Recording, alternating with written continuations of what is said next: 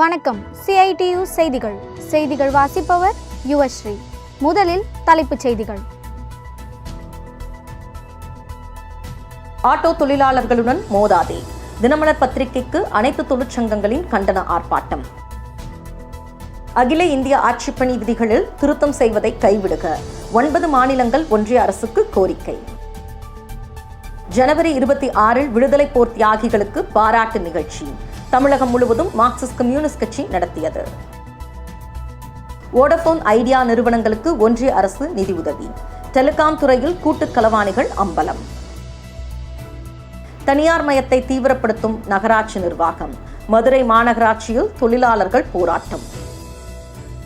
ஹரியானாவில் அங்கன்வாடி தொழிலாளர்கள் மற்றும் உதவியாளர்களின் காலவரையற்ற வேலைநிறுத்தம். ரயில்வே பணியாளர் தேர்வாணையத்தின் குளறுபடிகளால் கொதித்தெழுந்த ஆயிரக்கணக்கான இளைஞர்கள்.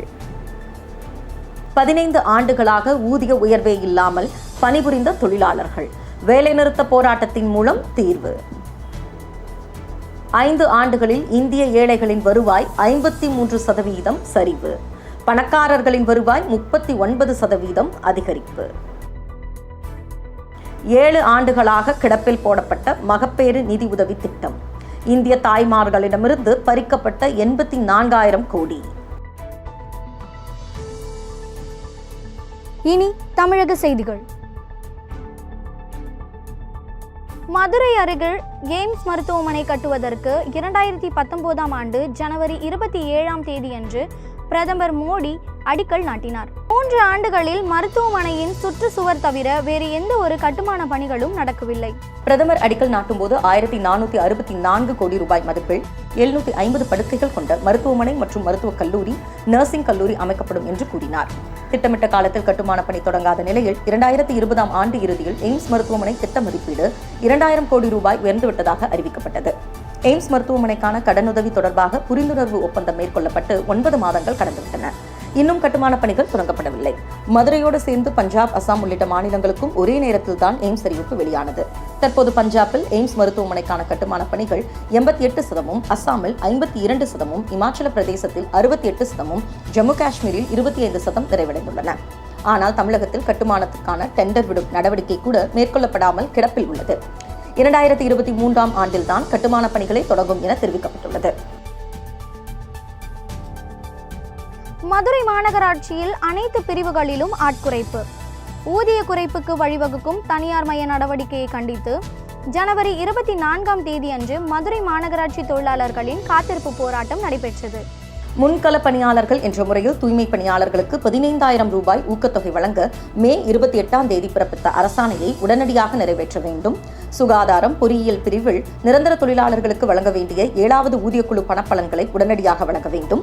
மதுரை மாநகராட்சியின் சுகாதார பிரிவுகளில் முறையான வருகை பதிவேடு பராமரிக்கப்பட்டு வரும் நிலையில் உதவி பொறியாளர்கள் மற்றும் மின் கண்காணிப்பாளர்களால் பணியாளர்கள் பிரிவில் வருகை பதிவேடு இதுநாள் வரை பராமரிக்கப்படாத நிலையில் ஏராளமான முறைகேட்டிற்கு வழிவகுத்துள்ளது.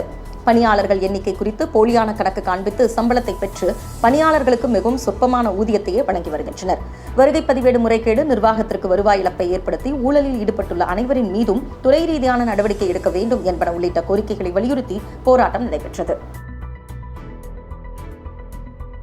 விடுதலை போராட்ட தியாகிகளின் உருவ சிலைக்கும் மாவட்டங்களில் தியாகிகளின் உருவ படங்களுக்கும் மாலை அணிவித்து மரியாதை செய்து அவர்களின் தியாகத்தை பாராட்டும் வகையிலான நிகழ்ச்சிகள் ஜனவரி 26ஆம் தேதியன்று நடைபெற்றது. குடியரசு தின அணிவகுப்பில் ஆங்கிலேயர்களை தீரமுடன் எதிர்கொண்ட சுதந்திர போராட்ட வீரர்களின் பங்களிப்பை பறைசாற்றும் வகையில் வடிவமைக்கப்பட்ட மகாகவி பாரதியார், வ.உ. சிதம்பரனார், வீரத்தாய் வேலுநாச்சியார் ஆகியோர் உருவம் கொண்ட அலங்கார ஊர்திகளை ஒன்றிய பாஜக அரசு அனுமதி மறுத்து ஒட்டுமொத்த தமிழகத்தையும் தமிழக மக்களையும் புறந்தள்ளியது. ஒன்றிய அரசின் இந்த நடவடிக்கைக்கு எதிராக தமிழக முதலமைச்சர் பிரதமருக்கு கடிதம் எழுதியதுடன் நாட்டுப்பற்றிலும் விடுதலை வேட்கையிலும் தமிழ்நாட்டின் பெருமையை பறைசாற்றும் இத்தகைய வீரர்களின் அலங்கார ஊர்திகள் மாநில அரசின் சார்பில் நடைபெறும் குடியரசு தின விழாவில் இடம்பெறும். தமிழ்நாட்டின் முக்கிய நகரங்களில் இந்த அலங்கார ஊர்தி மக்களின் பார்வைக்காக அனுப்பப்பட்டது. ஜனவரி 26 குடியரசு தினத்தன்று CITU உள்ளிட்ட அனைத்து மத்திய தொழிற்சங்கங்கள் மற்றும் வெகுஜன அமைப்புகள் சார்பில் தேசிய கொடியை ஏற்றி விடுதலை போராட்ட வீரர்களின் பதாகைகளை ஏந்தி உறுதிமொழி ஏற்பு நிகழ்ச்சி மாநிலம் முழுவதும் எழுச்சிகரமான அளவில் நடைபெற்றது. அரசு போக்குவரத்து தொழிலாளர்களின் ஊதிய ஒப்பந்த பேச்சுவார்த்தையை முடித்து விரைவில் சம்பளம் வழங்க வேண்டும் என்று ஜனவரி 27ஆம் தேதி அன்று ஆர்ப்பாட்டம் நடைபெற்றது. தமிழக அரசு போக்குவரத்து கழக தொழிலாளர்களுக்கு 14வது ஊதிய ஒப்பந்தம் மூலம் 2019ஆம் ஆண்டு அக்டோபர் 1 முதல் சம்பள உயர்வு வழங்க வேண்டும். 2021 பிப்ரவரியில் 3 நாட்கள் வேலை நிறுத்தத்திற்கு பிறகு அன்றைய அதிமுக அரசு இடைக்கால நிவாரணமாக 1000 ரூபாய் அறிவித்தது. சட்டமன்ற தேர்தலின் போது திமுக ஆட்சிக்கு வந்தால் உடனடியாக போக்குவரத்து தொழிலாளர்களின் ஊதிய ஒப்பந்தம் நிறைவேற்றப்படும் என்று வாக்குறுதி அளிக்கப்பட்டது. திமுக அரசு பதவியேற்று 8 மாதங்கள் ஆன பின்பும் ஊதிய ஒப்பந்த பேச்சுவார்த்தை நடைபெறவில்லை. சிஐடியுவின் போராட்டத்திற்கு பிறகு டிசம்பர் 29 அன்று போக்குவரத்து அமைச்சர் தலைமையில் பேச்சுவார்த்தை நடைபெற்றது. அப்போது தமிழக முதல்வரின் கவனத்திற்கு கொண்டு சென்று உடனடியாக நிறைவேற்றுவதாக அமைச்சர் உறுதியளித்துள்ளார். ஆனால் வாக்குறுதி அளித்து 1 மாதம் கடந்த பின்னரும் நிறைவேற்றப்படவில்லை. மேலும் பெண்கள் இலவச பயணத்தின் மூலம் தமிழக அரசு அளித்துள்ள நிதியிலிருந்து வழங்க வேண்டிய பேட்டாவினை இதுவரை போக்குவரத்து ஊழியர்களுக்கு அளிக்கப்படவில்லை. ஆட்டோ தொழிலாளர்கள் பயணிகளை மிரட்டி அதிக வசூல் செய்வதாகவும் தகாத செயல்களில் ஈடுபடுவதாகவும் தினமலர் நாளேட்டின் செய்தியை கண்டித்து அனைத்து ஆட்டோ சங்கங்களின் சார்பில் போராட்டம் நடைபெற்றது. திருத்தப்பட்ட மீட்டர் கட்டணத்தில் ஆட்டோக்கள் இயக்கவில்லை. ஆட்டோவில் வரும் பெண்களை தவறாக பார்ப்பதாகவும் சீருடை அணிவது இல்லை எனவும் காவல்துறை அதிகாரிகள் வட்டார போக்குவரத்து அதிகாரிகள் எந்த நடவடிக்கையும் எடுப்பதில்லை என்றும் தினமலர் நாளேடு செய்தி வெளியிட்டது. கொரோனா காலத்தில் ஆட்டோ தொழில் கடுமையான பாதிப்புக்குள்ளானது. இந்த காலத்தில் கூட பெரும்பாலான ஆட்டோ தொழிலாளர்கள் மாநிலம் முழுவதும் இலவசமாக தங்கள் ஆட்டோக்கள் மூலம் கொரோனா நோயாளிகளை மருத்துவமனைக்கு அழைத்துச் சென்று சேவை செய்துள்ளனர். வருமானம் இல்லாததால் வாங்கிய கடன் கட்ட முடியாமல் 100க்கும் மேற்பட்ட தொழிலாளர்கள் தற்கொலை செய்து கொண்ட சம்பவங்கள் நடந்துள்ளன. இப்படி வறுமையோடு வாழ்ந்தாலும் சேவை செய்வதையே நோக்கமாக கொண்டு செயல்படுகிற ஆட்டோ தொழிலாளர்கள் மீது அவதூறுகளை அள்ளி வீசிய ஊடகங்களை தலைவர்கள் கண்டித்துள்ளனர். ஒரு விழுக்காட்டினர் செய்கிற தவறுகளை ஒட்டுமொத்த ஆட்டோ தொழிலாளர்களையும் பார்ப்பது பொருத்தமற்றது என்று சுட்டிக்காட்டப்பட்டுள்ளது. இனி தேசிய செய்திகள். இந்திய ஆட்சி பணி மற்றும் அகில இந்திய பணிகளில் மாற்றிட பணி குறித்த விதிமுறைகளில் மத்திய அரசு கொண்டுவர உத்தேசித்திருக்கும் மாற்றத்திற்கு தமிழ்நாடு உள்ளிட்ட மற்ற மாநில அரசுகள் எதிர்ப்புகள் தெரிவித்துள்ளன. மத்திய அரசுக்காக ஒதுக்கப்பட்ட அகில இந்திய பணியிடங்களில் மத்திய மாற்றிட பணிகளின் எண்ணிக்கை 40% காட்டிலும் அதிகமாக இருக்கக்கூடாது என்ற விதிமுறை கடைபிடிக்கப்பட்டு வருகிறது. இந்நிலையில் ஒவ்வொரு மாநிலத்திலும் பணிபுரிந்து வரும் அகில இந்திய பணி அதிகாரிகளை மத்திய பணிக்கு அழைப்பதற்கு ஏதுவாக விதிமுறைகளில் திருத்தங்களை செய்ய மத்திய அரசு முடிவெடுத்துள்ளது. விதிமுறை மாற்றங்களுக்கான காரணங்களை மத்திய அரசு தெளிவுபடுத்தினாலும் கூட மாநில அரசுகள் தன்னாட்சிக்கு விடுக்கப்பட்ட சவாலாகவே கருதுகின்றன. மாநில அரசில் உயர் பொறுப்புகளை வகிக்க வாய்ப்பிருக்கும் சூழலில் மத்திய அரசின் பணிகளை அவர்கள் விரும்புவதில்லை. மாநிலத்தில் பணிபுரியும் அதிகாரிகளை மத்திய அரசு பணிக்கு அழைப்பது மாநில அரசின் முழுமையான ஒப்புதலோடு நடக்க வேண்டும் என்பதை கூட்டாட்சி முறைக்கு நல்லது. கருத்தொருமித்த அந்த முடிவுகளுக்கு அதிகாரிகளும் கட்டுப்பட வேண்டும். இந்தியாவில் நடந்து கொண்டிருப்பது மக்களால் தேர்ந்தெடுக்கப்பட்ட ஆட்சிதானே ஒழிய அதிகாரிகளின் ஆட்சி அல்ல. 2015-16 முதல் 2020-21 வரையிலான 5 ஆண்டுகளில் இந்தியாவில் ஏழை குடும்பங்களின் வருவாய் 59% குறைந்துள்ள நிலையில் பணக்காரர்களின் வருவாய் 39% அதிகரித்துள்ளது ஆய்வில் தெரியவந்துள்ளது.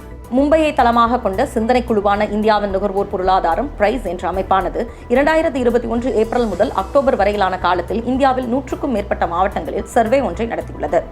120 நகரங்கள் மற்றும் 800 கிராமங்களில் சுமார் 2.5 லட்சம் குடும்பங்களை ஆய்வுக்கு உட்படுத்தியுள்ளனர். இவற்றில் பெறப்பட்ட தரவுகளை ஏழை வர்க்கத்தினர், கீழ் நடுத்தர, நடுத்தர, உயர் நடுத்தர மற்றும் பணக்கார வர்க்கத்தினர் என மொத்தம் 5ஆக வகைப்படுத்தி ஆய்வினை வெளியிட்டுள்ளனர்.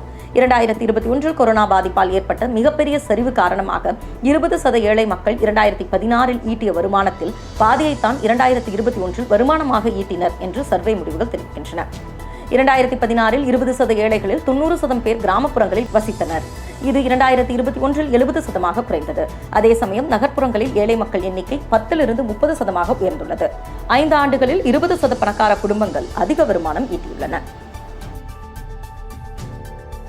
கடந்த 7 ஆண்டுகளில் 84,000 கோடி ரூபாய் மதிப்பிலான மகப்பேறு நிதி உதவி திட்டத்தை ஒன்றிய அரசு கிடப்பில் போட்டுள்ளதால் லட்சக்கணக்கான தாய்மார்களின் மகப்பேறு நிதி உதவி மறுக்கப்பட்டுள்ளது. பெண்களுக்கான மகப்பேறு நிதி உதவிகளை தேசிய உணவு பாதுகாப்பு சட்டம் 2013ஆம் ஆண்டில் அளித்தது.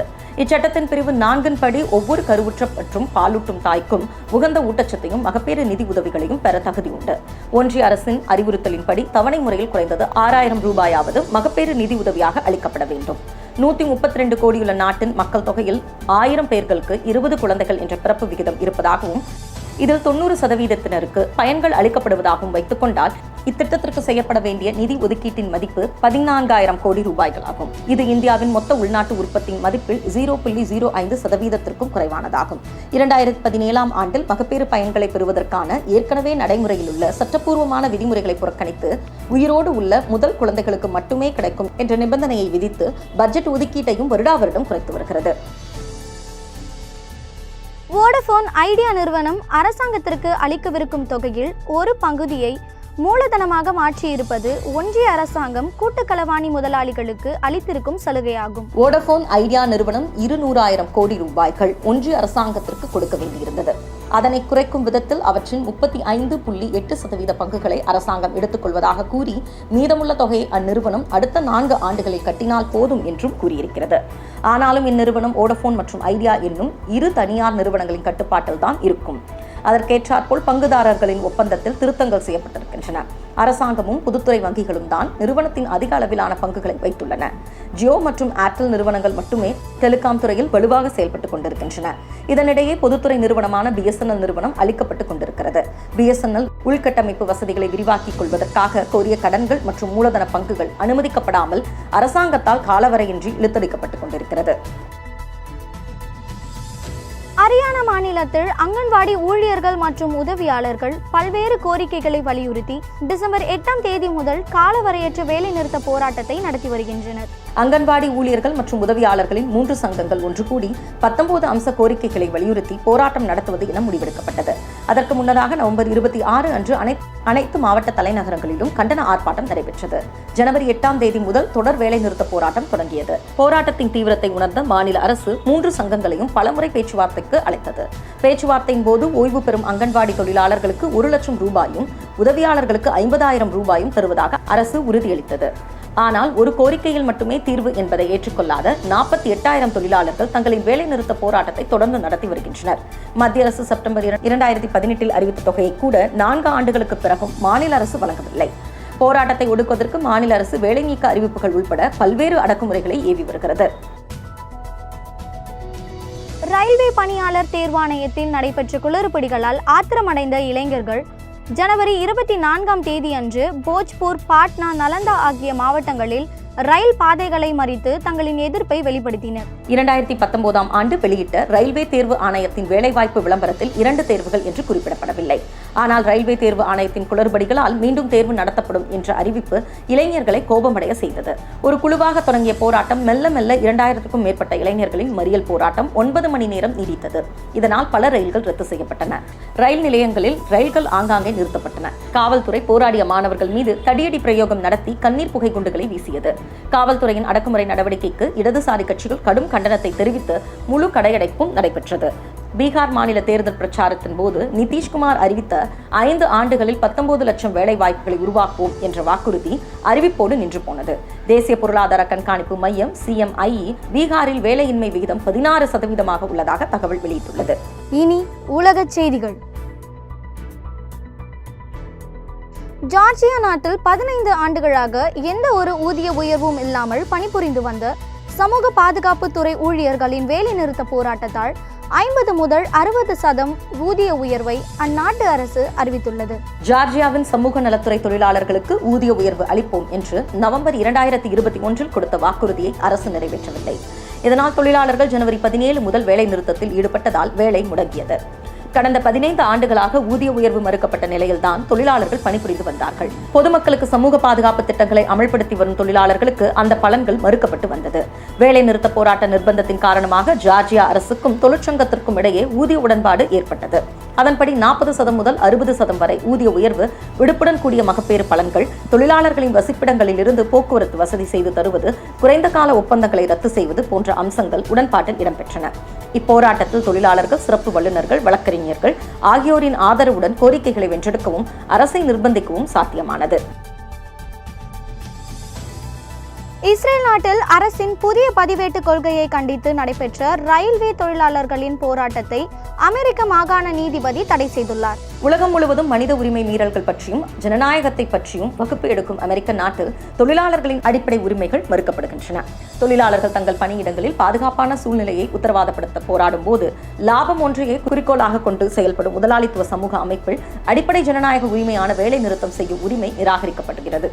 அமெரிக்காவின் சரக்கு ரயில் போக்குவரத்து நிறுவனமான BNSF-இல் தொழிலாளர்களின் பணி விதிகளில் பல்வேறு மாற்றங்களை செய்து பிப்ரவரி 1 முதல் அமலுக்கு வரும் என்று அறிவிக்கப்பட்டுள்ளது.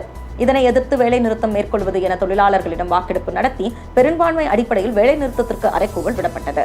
ஆனால் நிர்வாகத்தின் வாதத்தை மட்டுமே ஏற்று தொழிலாளர்களின் பாதுகாப்பையும் பணிச்சூழலையும் கணக்கில் கொள்ளாமல் கருத்தையும் கேட்காமல் மாவட்ட நீதிமன்றம் தன்னிச்சையாக வேலை நிறுத்தத்திற்கு தடை உத்தரவு பிறப்பித்துள்ளது. மீண்டும் தலைப்பு செய்திகள். ஆட்டோ தொழிலாளர்களுடன் மோதாதே. தினமலர் பத்திரிகைக்கு அனைத்து தொழிற்சங்கங்களின் கண்டன ஆர்ப்பாட்டம். அகில இந்திய ஆட்சிப்பணி விதிகளில் திருத்தம் செய்வதை கைவிடுக. 9 மாநிலங்கள் ஒன்றிய அரசுக்கு கோரிக்கை. ஜனவரி 26 விடுதலை போர் தியாகிகளுக்கு பாராட்டு நிகழ்ச்சி தமிழகம் முழுவதும் மார்க்சிஸ்ட் கம்யூனிஸ்ட் கட்சி நடத்தியது. வோடபோன் ஐடியா நிறுவனங்களுக்கு ஒன்றிய அரசு நிதியுதவி. டெலிகாம் துறையில் கூட்டுக் களவாணிகள் அம்பலம். தனியார் மயத்தை தீவிரப்படுத்தும் நகராட்சி நிர்வாகம். மதுரை மாநகராட்சியில் தொழிலாளர்கள் போராட்டம். ஹரியானாவில் அங்கன்வாடி தொழிலாளர்கள் மற்றும் உதவியாளர்களின் காலவரையற்ற வேலைநிறுத்தம். ரயில்வே பணியாளர் தேர்வாணையத்தின் குளறுபடிகளால் கொதித்தெழுந்த ஆயிரக்கணக்கான இளைஞர்கள். 15 ஆண்டுகளாக ஊதிய உயர்வே இல்லாமல் பணிபுரிந்த தொழிலாளர்கள். வேலைநிறுத்த போராட்டத்தின் மூலம் தீர்வு. 5 ஆண்டுகளில் இந்திய ஏழைகளின் வருவாய் 53% சரிவு. பணக்காரர்களின் வருவாய் 39% அதிகரிப்பு. 7 ஆண்டுகளாக கிடப்பில் போடப்பட்ட மகப்பேறு நிதி உதவி திட்டம். இந்திய தாய்மார்களிடமிருந்து பறிக்கப்பட்ட 84,000 கோடி. செய்திகள் இத்துடன் நிறைவடைந்தன. நன்றி, வணக்கம்.